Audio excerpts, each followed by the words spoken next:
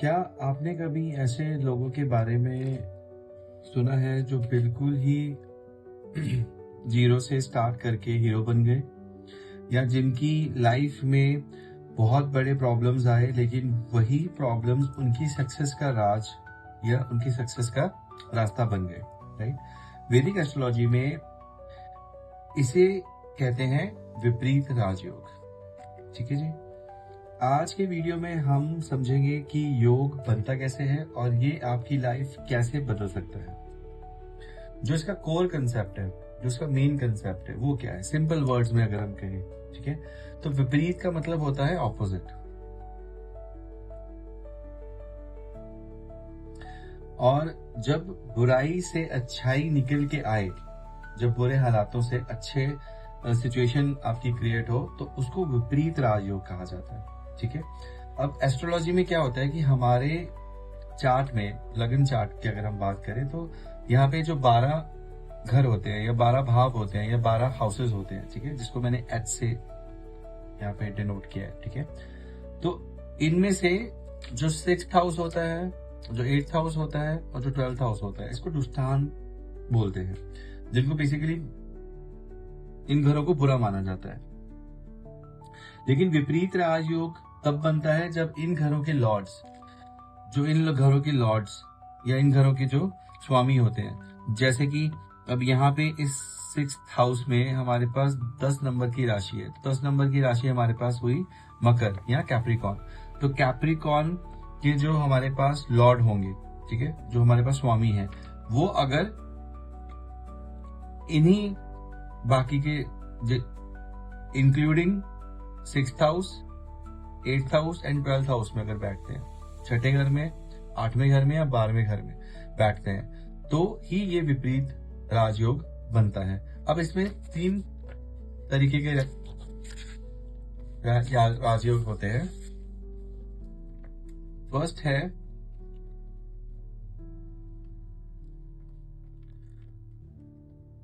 हर्षा योग, सेकंड है सरल योग और थर्ड है विमल योग। ठीक है। अब हर्षा योग की अगर हम बात करें, तो हर्षा योग क्या होता है? हर्षा योग होता है कि जब 6th हाउस का लॉर्ड, ठीक है, या तो 6th हाउस में या 8th हाउस में या 12th हाउस में बैठ जाए जाके, तो ये हर्षा योग बनता है विपरीत राजयोग, लेकिन हर्षा विपरीत राजयोग बनता है। ठीक है जी। फिर सरल योग में होता है कि जब 8th हाउस का लॉर्ड इन्हीं तीनों घरों में, जो दुष्टान बोलते हैं जिनको हमें, इनमें जाके बैठ जाए, तो उसे हम बोलते हैं सरल योग। आगे हम डिटेल में जानकारी प्राप्त करेंगे इसमें। विमल योग होता है कि जब 12th हाउस का लॉर्ड 6th, 8th या 12th हाउस में जाके बैठ जाए, तो वो होता है विमल योग। तो इस तरह से ये 3 कॉम्बिनेशन बनते हैं हमारे पास। ठीक है जी। अब जो इंपॉर्टेंट पार्ट है इसमें, इंपॉर्टेंट पार्ट क्या है कि हर किसी को इसका फल नहीं मिलता। इसकी सबसे बड़ी शर्त या कंडीशन ये है कि जो लगन लॉर्ड है, जो लगन पति है, तो लगन हम कहां से देखते हैं? 1st house. ये था 1st हाउस आपका। ठीक है। तो जो लग्नपति है वो स्ट्रांग होना चाहिए। बेसिकली जो 1st हाउस का लॉर्ड है, जैसे अब यहाँ पे 5 लिखा हुआ है या 5 लिखा हुआ है, तो ये होगी हमारे पास लियो या सिंह राशि। ठीक है। तो जो सिंह राशि का लॉर्ड है, तो अब कौन है सिंह राशि का लॉर्ड? सूर्य। ठीक है। यहाँ पे अगर हम इस पर्टिकुलर कुंडली की बात करें, तो अगर इस कुंडली में सूर्य स्ट्रांग है, ठीक है, और अगर आपका सेल्फ कॉन्फिडेंस जो है वो स्ट्रांग है, तो आप मुसीबत से लड़ सकते हैं। लेकिन अगर आपका सेल्फ कॉन्फिडेंस ही वीक है, यानी कि आपका लगन जो आपके बारे में ही बताता है, 1st हाउस जो होता है वो आपके बारे में बताता है, ठीक है, आपकी पर्सनालिटी के बारे में बताता है। अगर आपकी पर्सनालिटी ही वीक है, अगर आपका जो लगन स्वामी है या जो फर्स्ट हाउस का स्वामी है वही वीक है, तो आप विपरीत सिचुएशन से या अपनी लाइफ में आने वाली ऑपोजिट सिचुएशन से या आप पे आने वाली हैवी या भारी सिचुएशन से या आप पे आने वाली मुसीबतों से कैसे लड़ेंगे? क्योंकि जब आपका कॉन्फिडेंस ही वीक होगा, लो होगा, जब आपको इच्छा शक्ति ही नहीं होगी किसी सिचुएशन का सामना करने की, ठीक है? तो ये भी एक शर्त होती है, ये बहुत इंपॉर्टेंट शर्त है दोस्तों विपरीत राजयोग की, ठीक है? कि आपका जो लगन स्वामी है या फर्स्ट हाउस का जो लॉर्ड है वो बहुत स्ट्रांग होना चाहिए, ठीक है? तो अगर आपकी लाइफ में स्ट्रगल्स चल रहे हैं तो घबराइए मत, हो सकता है आपका विपरीत राजयोग एक्टिवेट होने वाला हो। अपने चार्ट को चेक करिए और देखिए कि क्या आपका बुरा वक्त आपको बड़ी सक्सेस देने वाला है, राइट?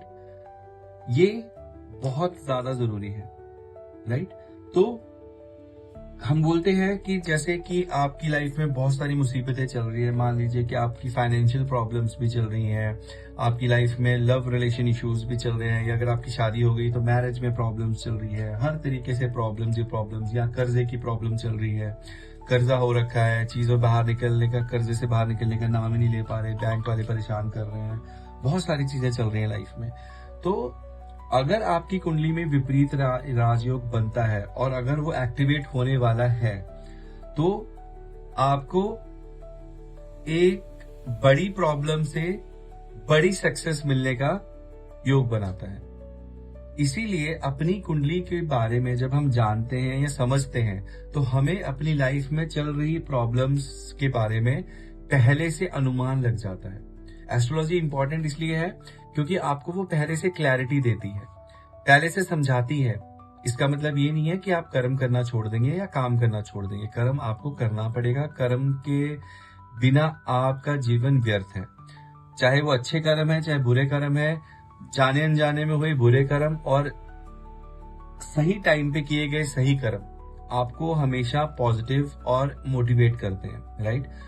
और अगर आपने कोई बुरे कर्म किए हैं, जैसे कि वो भी हम कुंडली से देख सकते हैं कि पुराने जन्म के कुछ बुरे कर्म जो आपने करे हो या आपके कोई प्रारब्ध के कर्म हो, ठीक है, जो पता नहीं कितने जन्मों से आप लेके घूम रहे हैं, तो उनको भी आप बेटर कर सकते हैं, उनको भी आप शांत कर सकते हैं, उनका भी आप अच्छा फल ले सकते हैं। लेकिन उसके लिए आपको क्या करना पड़ेगा? कुछ अच्छे कार्य करने पड़ेंगे।